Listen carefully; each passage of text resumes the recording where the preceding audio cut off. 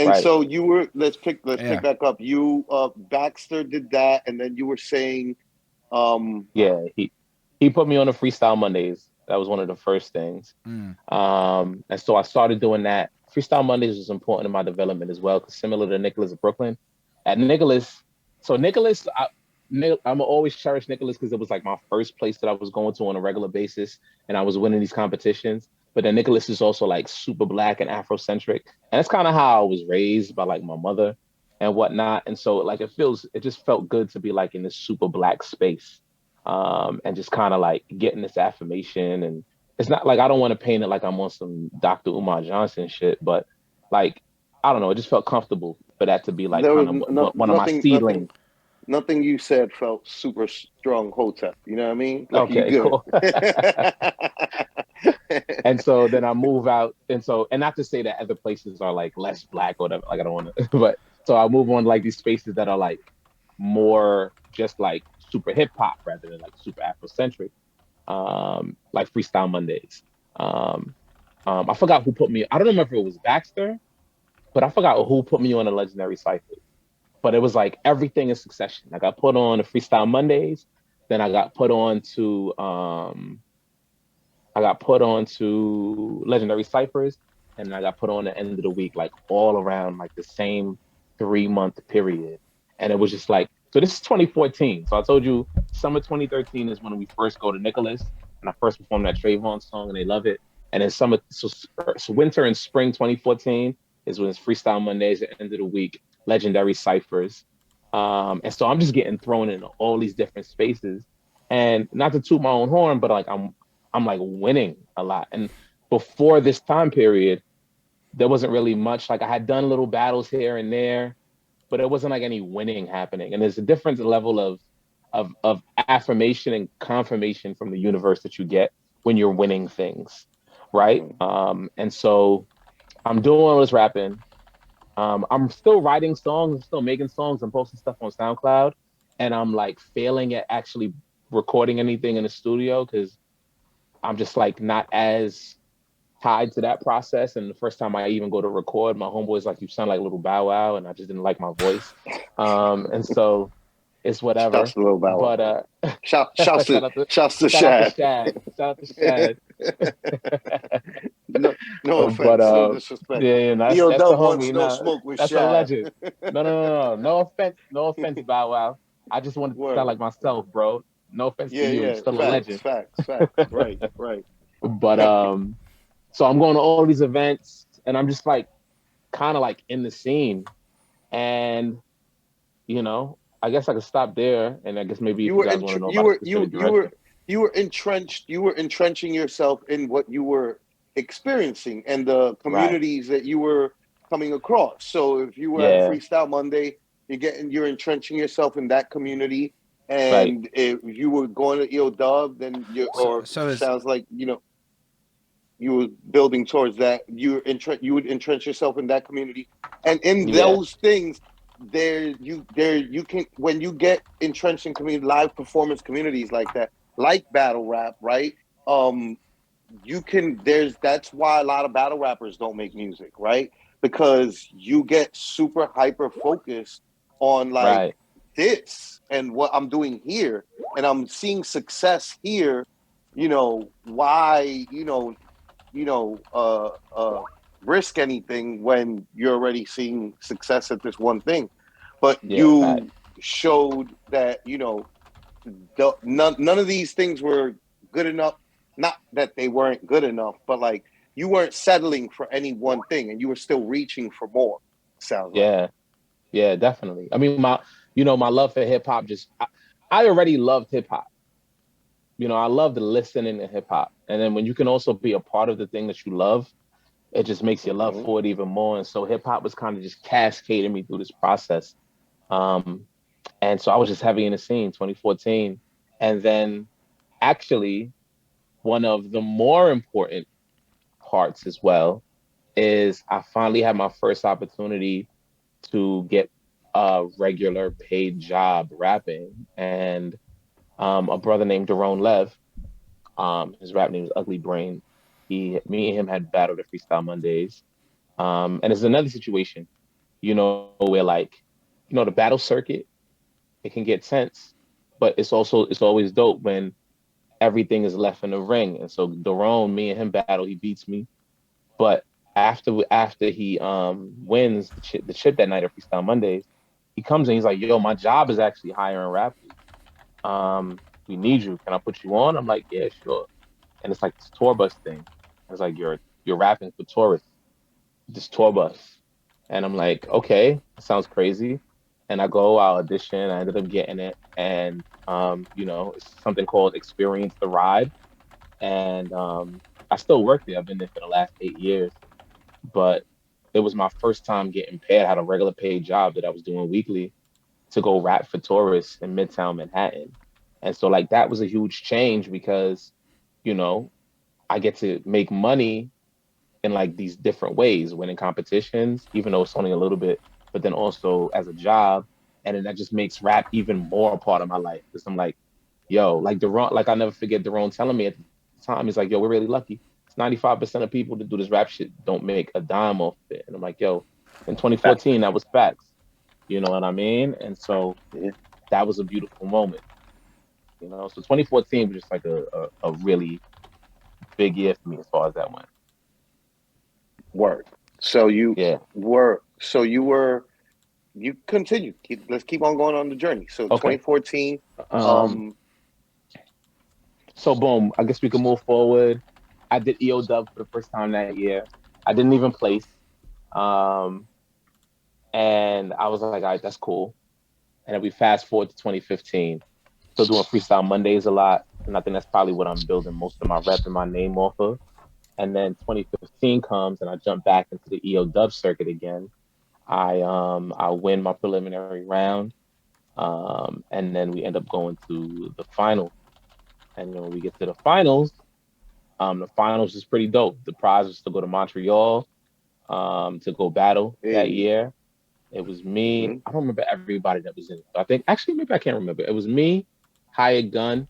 He goes by McCall now. Um, KM, Mm-hmm. Ren Thomas, Cyanide, and Renegade. Falaz.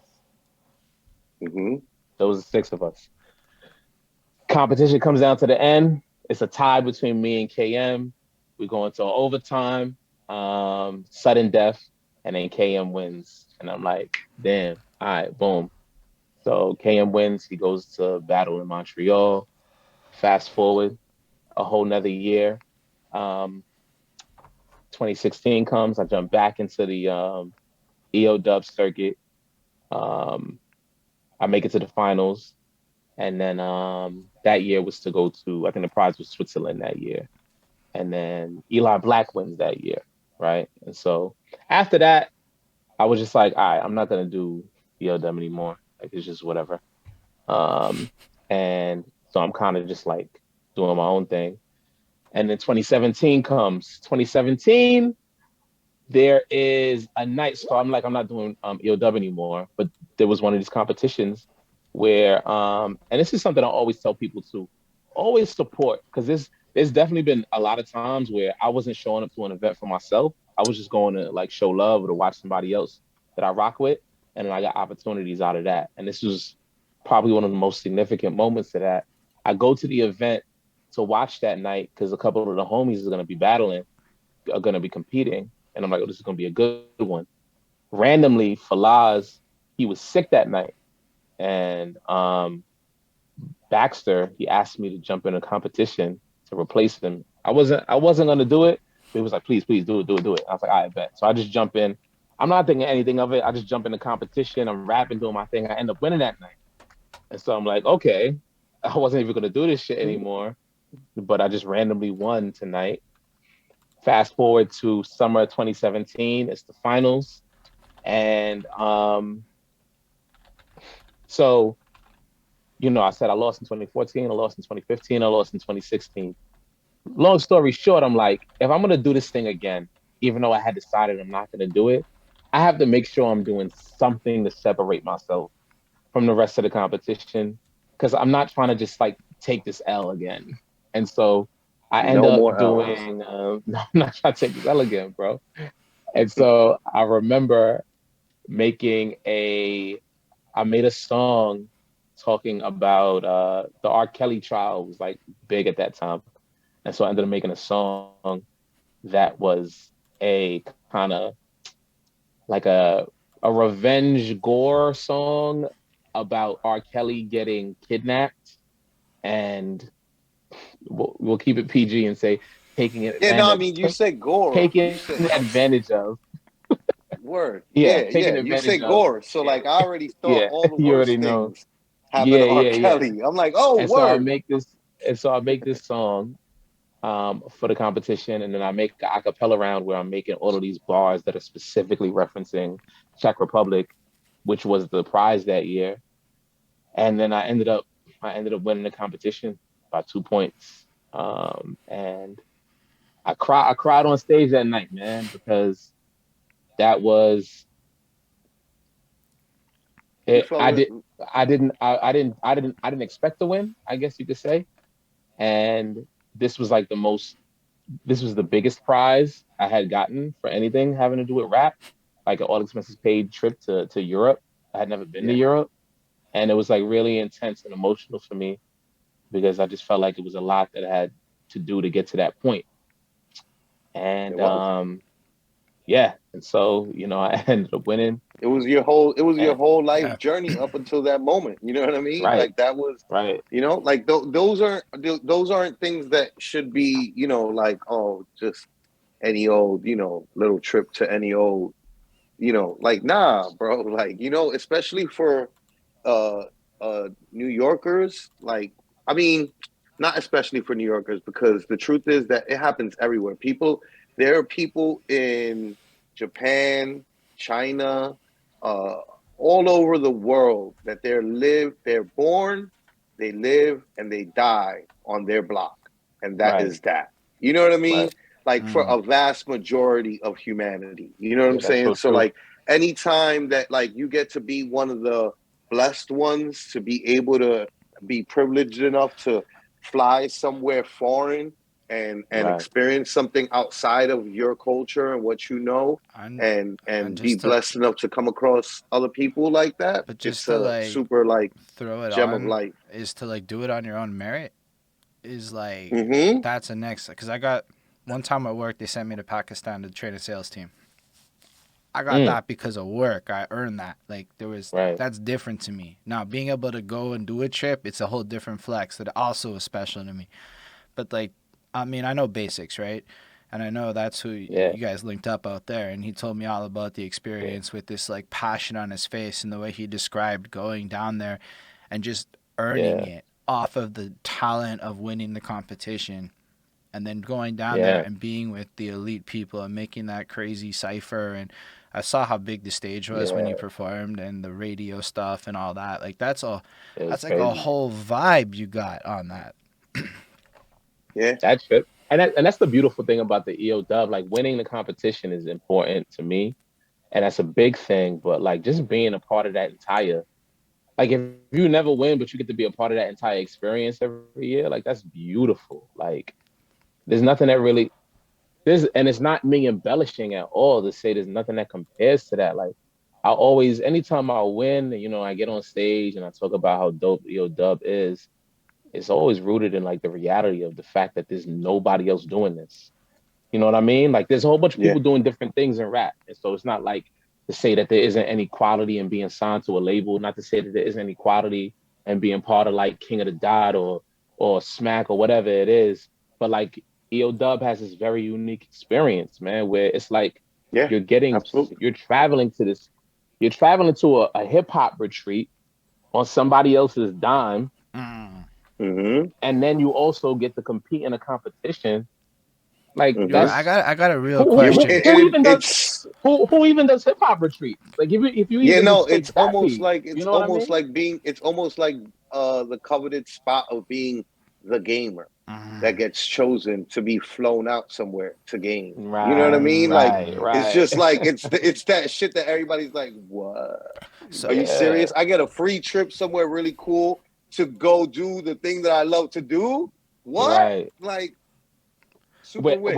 with other cats from all over the world. That's what I wanted to ask. All over also the world. love it. So what's it like to compete Yeah, against people when you don't know what they're saying? It's such. I mean, I'm so cerebral about this competition shit, bro. But competing against the world is a different challenge because I don't know. It's a whole lot of stuff to it. I think less about competition. It's just really fun to be in the mix with those guys and like talking to guys who love hip hop and they just never been to the US or not even like their experience with hip hop was just very different from yours. And it's like it's a whole room of cats who are like that. You know, like as far as competing, because it's not a battle, you're not really competing with anybody else. You're competing with just is you. The way I look at the competition is you and the judges in the crowd. That's how I Yeah. always look at it. You feel That's me? the And way like you should obviously you look have at to. any and all competition, because that's the best Yeah. way to like flourish. Because your Right. competition isn't necessarily always a person or people that are in competition with you, as much as Right. it's you like defeating yourself so that you can be a better self of version Right. of yourself. You know what I mean? Right. So like it rarely ever is competition actually you competing with other people. It's really just you competing with yourself so that you can Right. be the best you and reach that like super saiyan level and transform in front of people into a phoenix, and then like a lot of Yeah. metaphors in there. No, yeah, No, no, but they're I good feel you. It ones. is what it is. Um, Yeah, but it's like, bro, like you in a cipher with cats that are just rapping different languages. Like I don't know what the hell you said, and it really helps me appreciate like music, like to bring it back to just music, like it's hip hop. ooh. And as hip hop heads, we get real into it about lyrics and words. But at the end of the day, when you could sit there and listen to somebody rap and you don't know what the fuck they talking about, but you loving every minute of it, it's because it's music. It's You know what because Mm. I the mean? feeling. It's a feeling. You know what It's I a mean? feeling, and It's just I like, can I know exactly what you mean, because I have like in my iTunes, it's always been like whenever I have like my playlist, right, of like boom, this is what the fuck Danny is in the comments, and she said it's a vibe, and it absolutely vibe, is. yeah. Um, you Literally know, um, vibration. Yeah. I have a bunch of music from like artists, Russian and Yeah. Japanese, Korean, that Yeah. I don't know what the fuck they saying, but I tell you this, that shit lit. That Like shit it's hit. lit. You know what I mean? Woo! And that Yo, shit, man. when that shit starts knocking, I'm like, yes, this is Man. my shit right here. And so yeah, it is one of those things where like at the end of the day, like it doesn't matter sometimes what a person is saying, it's how they're saying it. And Yeah. what they're saying, how they're saying what they're saying is like a vibe, and it's a feeling, and it's a moment, and it's a thing, and you just feel it. You know what I'm saying? And that's I'm gonna what's give you beautiful about music. I'm gonna give you two English speaking, two like American examples of that. A lot of people hate on quote unquote mumble rap, but it's like, all right, even if you don't understand it, all like is a vibe that people are getting from it. And I think another example of that is Camp Low. Camp Yeah. Low, like you really need to sit there What with Rosetta that Stone they a were little bit all vibe. They were all you feel vibes. They me? were all vibe.